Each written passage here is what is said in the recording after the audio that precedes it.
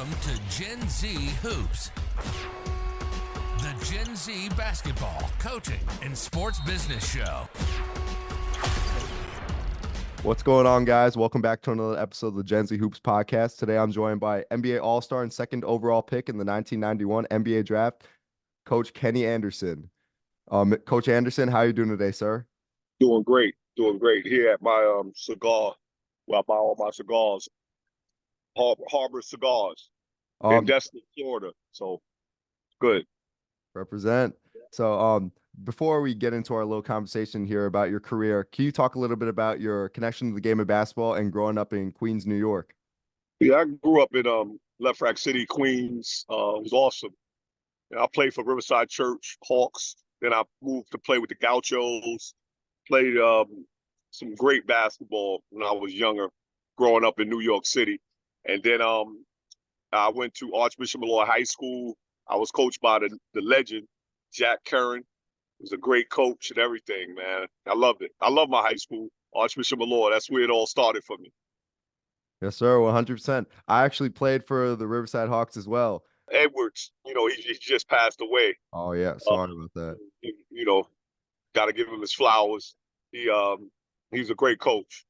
Honey Bun, we called him. He was a great coach, and playing for him was real exciting. That got me going, playing for Riverside Church, because that's where all the talent was in Manhattan and the city areas. Yeah, most definitely. Well, it is one of the most historic AAU organizations of all time. Yeah. Has greats and all these other legends such as yourself to play there. So you attended Archbishop Molloy High School, as you just said. I saw, like, when I was doing my research, like, there was this crazy stat that I heard. During your freshman year, you got benched for the first quarter of every game. Can you talk a little bit about that experience and your time at Molloy as a whole? It was a very humbling experience. I came in the second quarter. But when I went to Molloy, Jack Curran, he told me I made the team. But, it was a senior ahead of me, Greg Tracy. So he wanted to give him some good looks and some good college choices. And that's what got me on my way with my personality and how I view things. And it just was a great fit for me to go to Archbishop Molloy High School, playing on the varsity team as a freshman. It was kind of thing. We had one of the best teams in the country that year, 86, 85, 86. Wow, that's amazing. At the end of your high school career, you actually went on, you were a 4-time parade All-American. Hasn't been done since the great Kareem Abdul-Jabbar.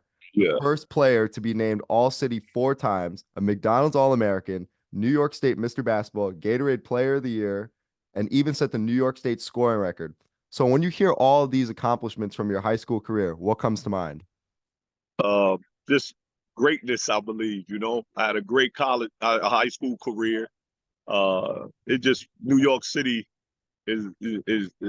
is where it's all at, as far as basketball. All the playgrounds that I learned from and played in the city was just awesome for me. I was just doing my job. I was just going out there playing and having fun, and it just was a blessing to get so much reputation in the newspapers, Daily News, Newsday, Post.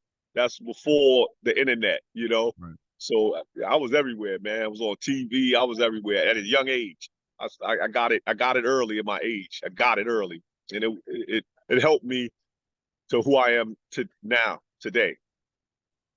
Yeah, that's amazing. Well, I mean, like, a lot of these young players nowadays, like, they rely solely on like trainers to like help them work on their game and get better. What do you like? Can you talk a little bit about like how you would work on your game as like a young player growing up in New York City? I think you need a coach, and I had a coach, Vincent Smith, my mentor. So we would just go in the Lost Battalion Hall of Queens Boulevard. I lived in there.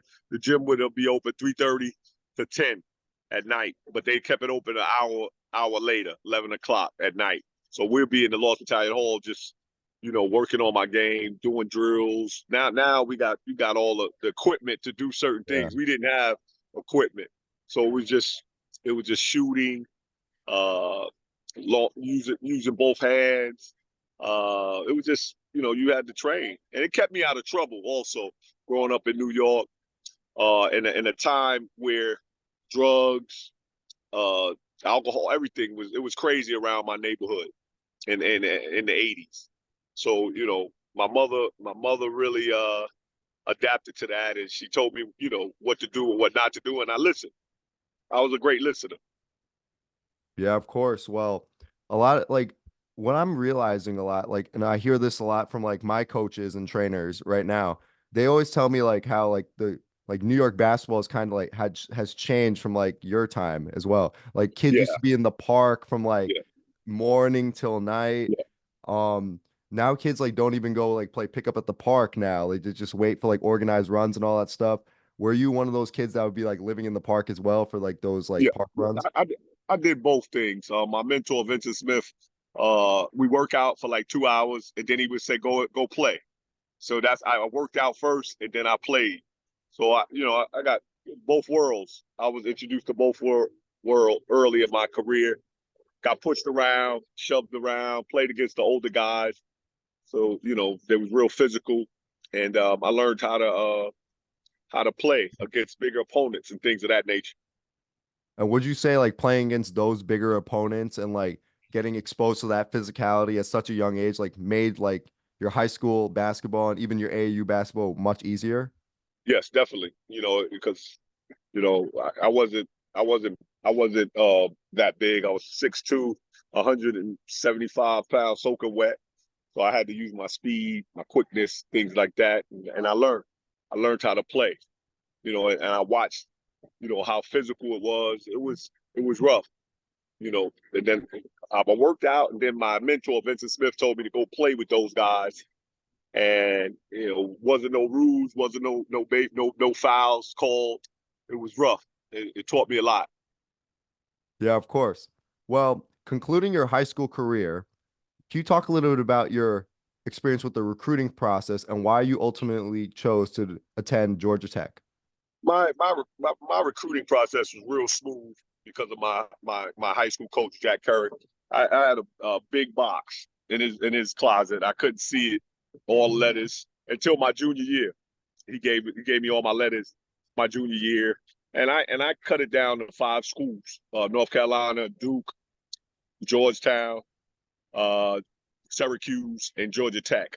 That's 5 schools, and the uh, the night I was supposed to choose a school, Bob Hurley wanted to go to North Carolina. That was his dream school, Bob Hurley, North Wow. Carolina. And he thought I was going to Duke. No, no, excuse me. He thought I was going to North Carolina, so he chose Duke. So Coach K, out of respect, called me and told me that Bob Hurley had signed. So they was out. North Carolina, that just wasn't my style. It was great. They had great players, pros, things of that nature, but it just wasn't my style. So it was down to Syracuse. I wanted to go to Syracuse. That's where I wanted to go. But my mother came to me on my visit to Georgia Tech, and we came, and she wanted me. She said, "You going to Georgia Tech?" So that's where I went. No questions asked. I was going to Georgia Tech. Yeah, of course. My mom's actually the same way. Grades before basketball all the time. Like she had sent me to like a small preparatory school called Q Far. It's actually not too far from Molloy High School. When for like my early days of high school, like ninth and Yeah, 10th grade, I was like asking like transfer to, like St. Francis Prep and like yeah, all these other Catholic schools, but she was like, no, like grades come first and all that stuff. yeah. But can you talk a little bit about like your transition from high school basketball to college basketball? We know like you're already exposed to like the physicality and like the different speed Yeah, by playing with the older guys at a young age, but like as we know, high school basketball is different from college basketball. yeah, it's different. It's just I was just worried about the strength. I knew I know how to play the game of basketball, but it was my strength because you playing against older opponents, things of that nature. So I worked hard on my strength. You know, uh, I lift and things like that before, and then when we got into practice, I was pretty good. And then I went down to Georgia Tech and I saw that they had Dennis Scott, Brian Oliver, Malcolm Mack. We had one of the top recruiting classes in the country in 1989, Georgia Tech. So it was just awesome. Well, that leads us into my next point that I was about to bring up. You, Dennis Scott, and Brian Oliver, known as the Lethal Weapon 3. What was it like to be a part of this trio and play with these guys? No, it was awesome. Brian Oliver was a senior, so he really handled the team well. And Dennis Scott was a junior. He was an extremely awesome player. I'm so happy for him because yesterday they're going to retire his jersey. Oh, wow. They're going to retire his jersey, and that's just an awesome feat. Not only basketball wise, but he graduated. You had to graduate. See, I graduated St. Thomas University in Miami. He graduated from Georgia Tech. So I didn't know the rules or whatever, but 2010 I graduated. So my jersey could be retired, but it's just not because probably my academic. I didn't graduate from Georgia Tech. So Dennis got his jersey retired yesterday. So it was I just felt real good for him. I was real happy for him. Yeah, most definitely. So in 1990, you helped lead Georgia Tech to the Final Four. Can you talk a little bit about that tournament run after capturing the ACC championship trophy? Oh man, it was a great run for us. First time in Georgia Tech history we went to the Final Four. We lost to UNLV. Their team was stacked. They had Larry Johnson, Stacey Augmon, Greg Anthony, Anderson Hunt. They had a great team. We lost by 7 or 8 or 10 or something like that. But I got into foul trouble, and that's what kind of ruined us because we didn't really have another point guard, I would say, Right. And we lost it. But it was great going to the Final Four my first year there at Georgia Tech. Awesome. We beat Michigan State. We beat Shaquille O'Neal and LSU that year. We just had a great run. It was awesome. We was the 4th seed in the NCAA tournament, 4th seed. We thought we should have been higher, maybe 2-3, but we went 4, so we handled it. We did extremely well, and all our games was close. So we pulled it out. All the games were close because we had a great point guard running the show. Yeah, most definitely. Well, we see like different systems of college basketball over the years, right? Like a lot of guys like did the run and gun offense. We see that at like Kentucky with John Wall, but now we see like different phases of it in like UConn with Dan Hurley and like his half court 5-out offense, even like a 4-out 1-in. What kind of offense did you guys run? Was it more like run and gun orientated, or was it more like run and gun? But we used the strengths to our team. Dennis Scott could shoot the 3. I come off pick and rolls. Now Brian was a slasher, cutter, rebounder. Malcolm Mackey, he was a power forward inside. So we use our perimeter extremely well with Dennis Scott and myself and Brian Oliver. We would score all the points. Us 3 averaged 20. And I think that's the first time in college history that 3 players averaged 20. Wow, that's insane. Yeah, it's insane. But it's insane. But our team was so suited for that. No attitudes. Everybody just played the right way, and everybody wanted to win. So they gave me the ball, let me run the team, and Dennis Scott was a hell of a player, Brian Oliver, and they knew that. Right. And for us to win, we had to get it started, and we got it rolling. Yeah, everyone knew their role. That's like that's like what creates like great college basketball teams and successful teams at the end of the day. I'm starting to realize because I'm in college right now, and like our coach always preaches in the locker room for every game. Know your role, play to your strengths, play to each other's strengths, and we'll be successful down the line. And that's how our team, we play to each other's strengths. And it was no arrogant. Nobody was arrogant. Everybody just wanted to win. And then we enjoyed each other. So we stay in contact, everybody. We text, we talk about, that's amazing. What everybody's doing in their lives. It's more than basketball. So it's just a great feeling. Yeah, I totally agree. You mentioned that you guys beat Shaquille O'Neal on your way to the Final Four. we all know Shaq was like a really Yeah. dominant monster when he was in college, especially. What was your defensive game plan going into that game against Shaq, if you remember? Nobody knows it was Shaq and Stanley Robbins. They had 2 7-footers. But Wow. we wanted to we was going to continue our game. We didn't change our game. We wanted to run and gun. And we ran. They was up big on us, about 14 points, something like that. And we kept our heads up. We just kept playing. We knew, our style of play was different from a lot of teams that competed against. We was just a run and gun show. Me, Dennis Bryant, we just ran the court. We started playing defense and we locked in and we just got it going. We just was on a roll. That's that New York mentality right there. Yep. No matter what the score is, just keep playing. Just keep Yep. playing. Yeah, and we did that. So it was great. Yeah, of course. So in 1990, you represented Team USA in the FIBA World Championships. Yeah. How did it feel to play on the global stage and ultimately represent your country? Oh, it was awesome. It was a great playing for our country. And that's a real good story I tell. I had the pleasure playing with Drazen Petrovic when I got drafted to the New Jersey Nets. They beat us. And that was the last time that the FIBA rules USA team played with college players. They move on to the pros. Right. So it was me, Alonzo Mourning. I don't know the rest of the team, but I know I played with Alonzo Mourning, me, and it was just a great to be in that type of competition. That leads us into our next point about going to the pros. I know you just mentioned you got drafted to the New Jersey Nets, but we'll get to that. When did you realize that it was time to leave college and enter the NBA draft? Well, I didn't want to leave. I wanted to stay, till my junior year. But you could get injured and things like that. And I was top 3. And that's what my coach had told me. I was going top 3, so I had to leave. Then Travis Best, Coach Crimmins was recruiting Travis Best at the time to come to take my job if I go pro. And, I waited 48 hours before and I decided to just, go pro. I wasn't really sure, but I was real positive that I wanted to stay. I love Georgia Tech. I love fanfare. I love, just dealing with the college. I really, really wasn't ready mentally for the pros.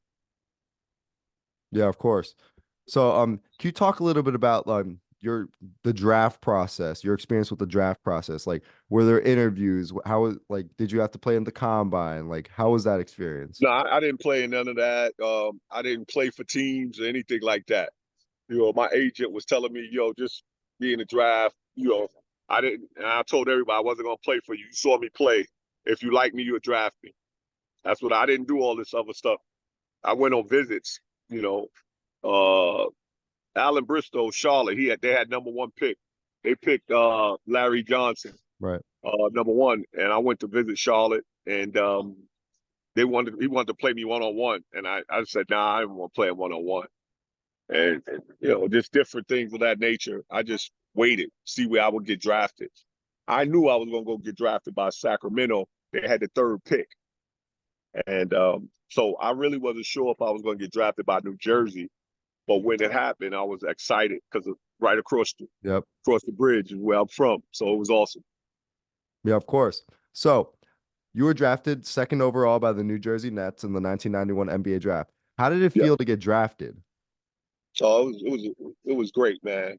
I knew I knew now that I was going to be able to take care of my mother, when I got drafted. So then I got drafted Madison Square Garden. All my family and friends was there. It was just an awesome feeling, man. I really, it was just great getting drafted. Number 2, you can say what you want to say, whatever, but I was the number 2 pick, baby. Yes, sir. Yes, sir. Of course. History. 91, number 2 pick goes down in history. Yes, sir. It's on the boards forever in the history books. Can never forget that. Yep, never. So, was there ever like a full circle moment where you just think about where you came from, coming out of Left Rack, Queens, and then when you're walking up the stage, shaking the commissioner's hand? Did you ever think about all that in the moment? No, I was a prodigy, man. So I knew I was going to make it. It was just win. So I was real excited that I'll be staying at home when the New Jersey Nets drafted me. I was right across the bridge. Like I said, I used to days off. I used to go see my mother. I drive 45 minutes. She lived in Long Island, so it was just awesome. Oh, wow. That's amazing. So going into your rookie year, you were the youngest player in the league. What was your mindset going into year one? Yeah, I wanted to play. I didn't play much because we had another point guard, Mookie Blaylock, ahead of me, and Bill Fitch. He didn't play rookies. So, but when he got hurt, they had to throw me in, and I played extremely well for 9, 10 games. That's the start of. I was like, wow, okay, I can do this. So then when he came back, they benched me again. So my rookie year was kind of hard because I sat out to get more money. So I didn't play right away. I missed some training camps. I missed training camp and all that other stuff.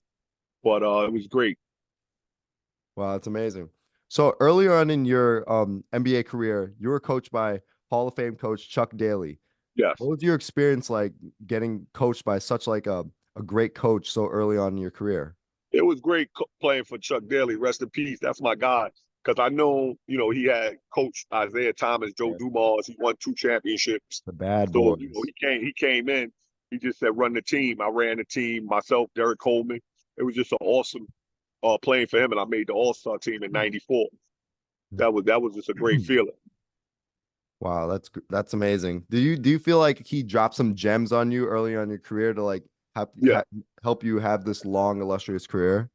Yeah, he just, he was one of those coaches where he let the point guard run the team about working out, my habits, working out, take care of myself, take care of my body. So I realized, I've been knew that, but it really came into fruition into me because he was coaching me. I wanted to do well myself.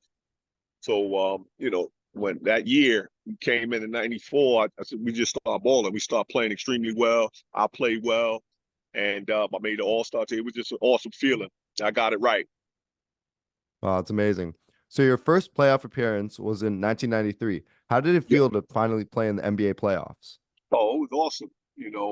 Played against Cleveland. I didn't play much the first year. That was my first '93.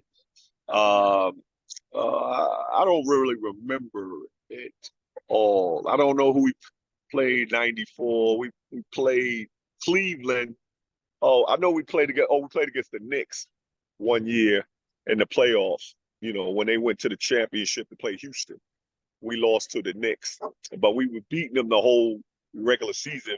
We had our way with them, but they really took it up a notch.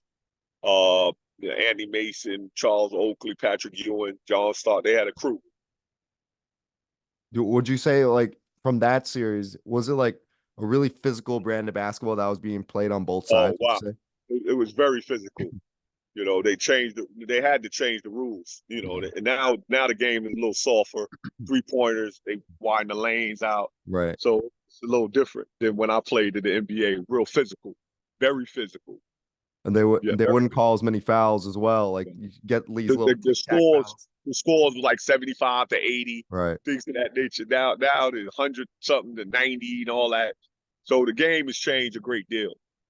Would you say it's more entertainment now than like actual basketball?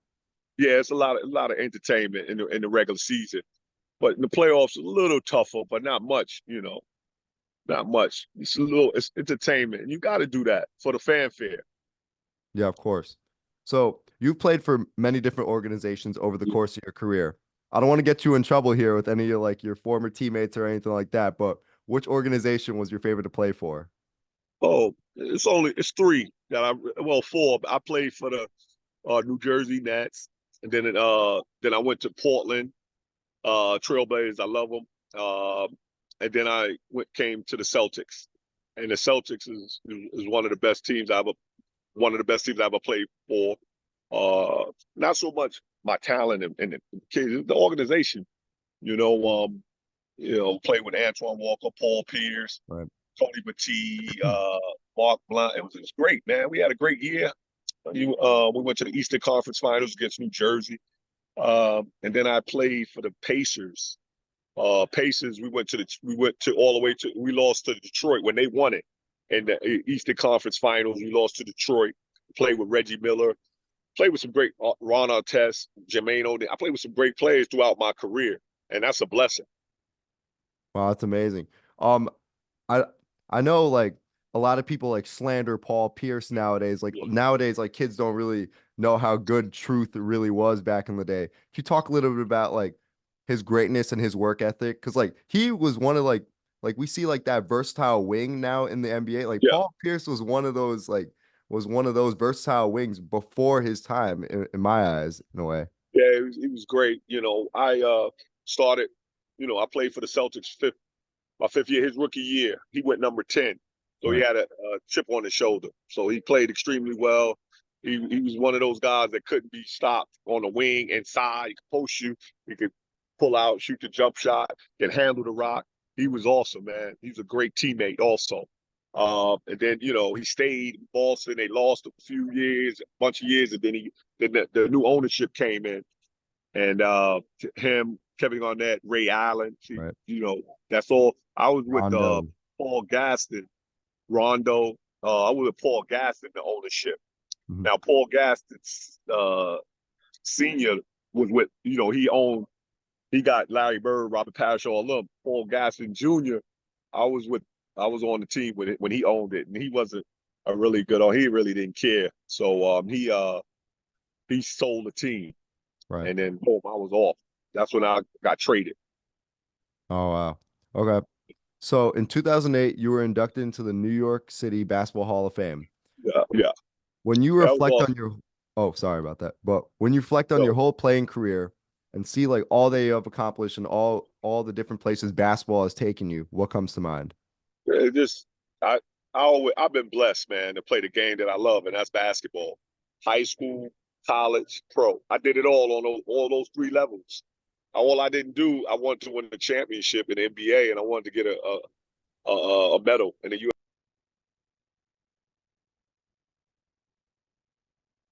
Think about is I didn't do that. But two things in my life that far as basketball. But other than that, it was a great career. And you know, just now I'm trying to just give back to the youth so I can help them get to where they want to go. Yeah, of course. And that's how I actually met you like 2 years ago at the Kenny Anderson Showcase. Now it's called the IC Change Showcase. Yeah. Um, Shout out to Coach Ian for that opportunity and like connecting us all those years ago. I had to give Coach Ian a shout out. Can you Yeah. talk a little bit about your relationship with him over the years? Yeah, he's great. We had a showcase for 5 years, and now I'm doing my own in Myrtle Beach, the Kenny Anderson Showcase. That's August 3rd. I'll be down in Myrtle Beach, just giving it back, seeing some kids play, some talented kids play, and hopefully they can go to a school of their choice and far as basketball and get them, where they want to be at. Ian, we had our showcase. It was great for 5 years. I have nothing but good things to say about him and what he's doing now with his showcase, and just trying to give back. That's my thing now, just giving back to the youth. Yeah, of course. So, on the topic of giving back to the youth, since we brought up that topic, do you have any advice for the younger generation of basketball players, especially those coming out of New York City? Just work on your game, work on your body, your mind. Stay out of trouble. Stay, just and this is real important. Academically, go to school, learn, and if the basketball don't work, you have something to fall back on. Don't all put all your eggs in one basket just to play basketball. Just educate yourself, work on your game, stay out of trouble, and things can happen for you. Great things can happen for you. Yeah, I totally agree. So, post playing career, you became the head coach at Fisk Yeah, University. At yeah. what point did you know that you wanted to get into coaching, and what was your My experience high like school coaching? my high school coach Jack Curran, you know, I just want to give back. So it was something like that. I saw, what I had to offer, what I can offer these young men, and knowing the game of basketball. That's the easy part. But just giving those guys a sense of knowledge, because I've been through it in high school level, college, and pro. I can help these young men get to where they want to go. And that's what I plan on doing. That's my nature. Yeah, of course. And now you're the head coach of Florida Coastal Prep School. Yeah. Talk a little bit about that experience as well. It's one of them schools we're gonna have to grow it, but it's a prep school, post grads, just trying to help these young men get to where they would like to go, play into go to a good college of their choice, and move on from there and be there for them if they need me. That's basketball, in life in general. Just try to help these kids. My main thing is just giving back on what I've learned through my high school coach, my mentors, and everything. And that's what it's about for me. That's what it's about. Yeah, I totally agree. So now just wanted to have a little fun with it. I see you wearing that Celtics hat. How far do you think this series goes? Do you think the Mavs come back and force a game 7? You think it's over in game 5? I think it's over. It better be. I think Celtics will win game 5. I knew it. I said it.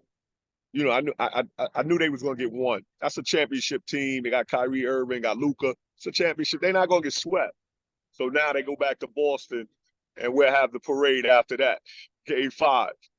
Will you be attending?